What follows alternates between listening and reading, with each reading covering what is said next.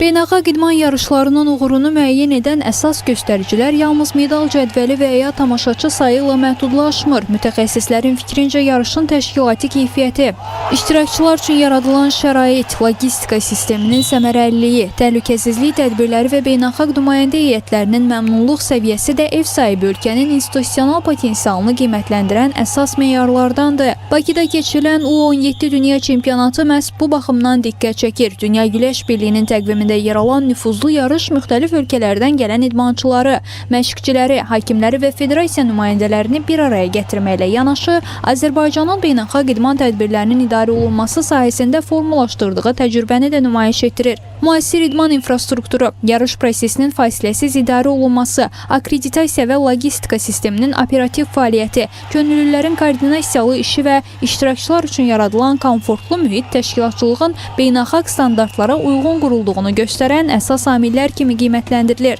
Bunlar yalnız yarışın texniki tərəfinə deyil, eyni zamanda iştirakçıların psixoloji rahatlığına və idman nəticələrinə də birbaşa təsir göstərir. Təsadüfi deyil ki, xarici nümayəndələrin səsləndirdiyi fikirlər də bu qənaəti təsdiqləyir.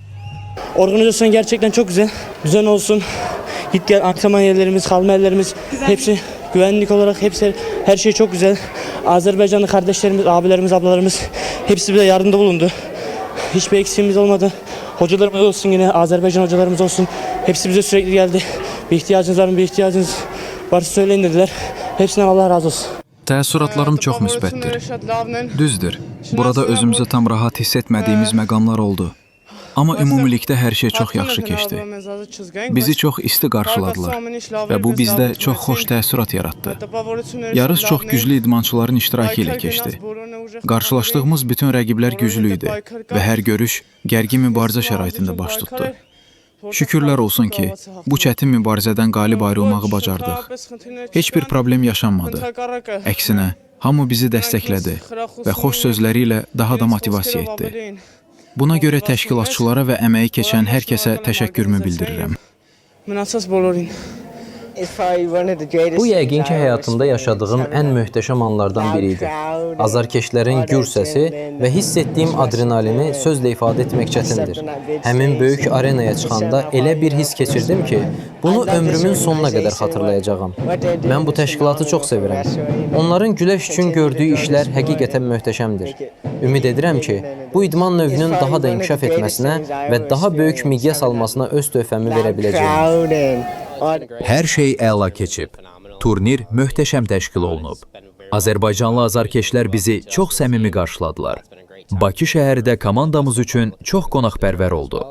İndiyədək burada keçirdiyimiz vaxtdan böyük zövq almışıq və turnirin davamını da səbirsizliklə gözləyirik.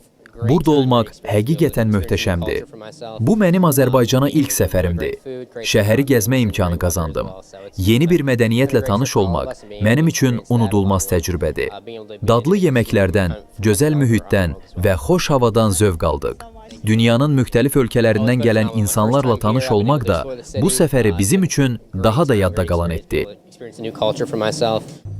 Beynəlxalq təcrübə göstərir ki, miqyaslı idman yarışları artıq təkcə idman hadisəsi deyil, dövlətlərin beynəlxalq nüfuzunun formalaşmasına xidmət edən mühüm platformalardan biridir. Bu yarışlar vasitəsilə ölkələr öz təşkilati imkanlarını, təhlükəsiz mühitini, infrastrukturunu və mədəni dəyərlərini beynəlxalq auditoriyaya təqdim etmə imkanı qazanırlar. Xarici qonaqların müsbət rəyləri isə göstərir ki, Azərbaycanın qazandığı beynəlxalq etimad təsadüfi deyil. Məhz bu amillər Azərbaycanı beynəlxalq idman tədbirlərinin keçirilməsi üçün etibarlı tərəfdaş kimi mövqeləndirməyə davam edir.